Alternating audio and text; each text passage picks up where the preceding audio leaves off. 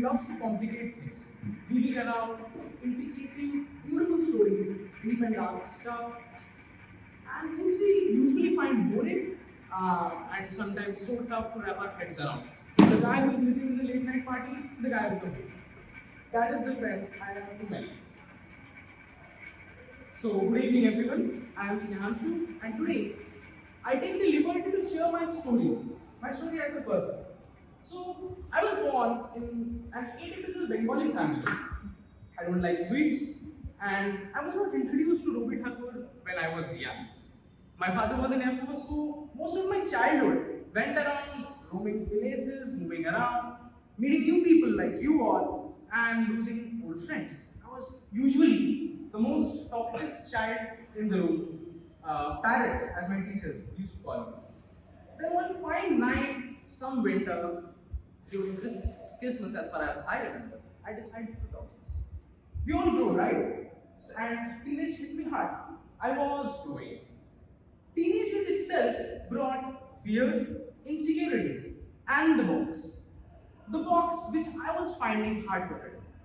I was not funny, I was definitely not the sports guy, and not the nerd which lives next door, right?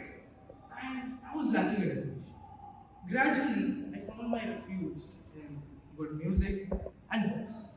I took out my pen and I started writing. And that is when I met her. We all know about that story, right? Where there is a girl who comes and suddenly the story changes, she pops out of nowhere, and this is not her. This is how magically we met. I started writing and we became pen pals. Last night I got a text from her, and she knows my struggles as a teacher. She knows that I found it so hard to fit in. I was so craving to get my own definition. So she says me, I know it's cathartic to accept events as they happen. But in the grand scheme of things, where all of us are trying to leave our marks, I know that you will carve your own mark. I was stretched. 5 odd years after that kind of Christmas, today I want to talk with that teenager Snehanshu. I want to talk with that old self. As I was reading Rilke, I want to let him know what Rilke told me. That I should go to the limits of my logic. That I should embrace life equally. Be it the terrors, be it the beauties. That I should know that life is all about how I make out of it. That there exists no box, there is no paper, there is nothing that will define me, there is no text. I need not to be the guy you know exists or you feel should exist. I have to be the guy who has a story, lots of stories, which you all want to hear. So I took out my phone and I typed to her, thanks a lot. And now, when I'm standing in front of all of you, I just want all of you to remember me as atypical,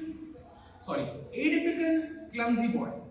I want all of you to know that I have no definition, and that since the time is ticking, and at the end of 5 minutes, if I want to leave you all with a word, I don't have it. But this stage dictates me to leave you all with a word. So I chose Storyteller.